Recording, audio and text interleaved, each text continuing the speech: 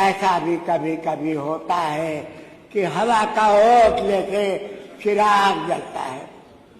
लोगों, ये सही है कि हिंदुस्तान की अज़ीमुश्शान पार्लियामेंट में 20 घंटा 10 घंटा लोकसभा 10 घंटा राज्यसभा में इस वंदे मातरम के जश्न मनाया गया।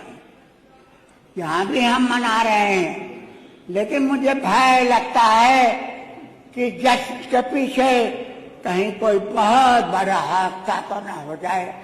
मुझे भय लगता है कि बाबा साहब भीमराव अम्बेडकर का जो ड्राफ्ट कमेटी के चेयरमैन थे, उनका संविधान कहीं दांव पर तो न आ जाए।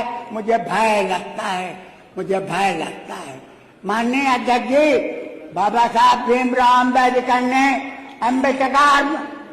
अपने संविधान में खुद लिखा है, अपने संविधान में खुद लिखा है कि द डे विल कम, एक दिन आएगा जबकि जुडिशरी, एक दिन आएगा जबकि लेजिस्लेचर, जुडिशरी और एडमिनिस्ट्रेशन अपनी मनमानी चलाएंगे। संविधान विल कीप नो मीनिंग, तो इसके बाद फिर संविधान का कोई माने नहीं रह जाएगा। संविधान हमारी आबरू है। संविधान दुनिया के सबसे बड़े संविधानों में से शुमार होता है।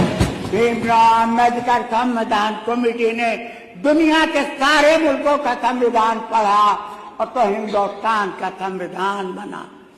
इसके फंडामेंटल राइट्स, इसके दुनिया भर के इसके नागरिकों के राइट्स वो दुनिया में कहीं नहीं मिलते, अपने संविधान देता है। मुझे भय लगता है, मुझे भय लगता है कि कहीं ऐसा न हो कि देश का संविधान खतरे में पड़ जाए।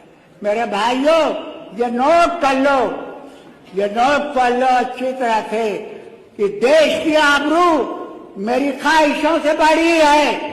मेरी ख्वाहिशें कुछ भी हो, मैं अपने को मुसलमान कहूँ, आप अपने को हिंदू कहें, वो अपने को सिख कहें, ये छोटी बातें हैं। देश का संविधान सबसे बड़ा है। हमकी जिम्मेदारी बनती है कि हम अपने संविधान की सुरक्षा करें, और उसी के लिए मैं खड़ा हुआ था। मेरे भाइयों, मैं उसी के लिए खड़ा हुआ था। सबसे निवेदन कर रहा हूँ कि सब कुछ खो देना, लेकिन इस देश के संविधान को मत खोना। वो हमारी इज्जत आबरू बनेगा, हमारी इज्जत आबरू है।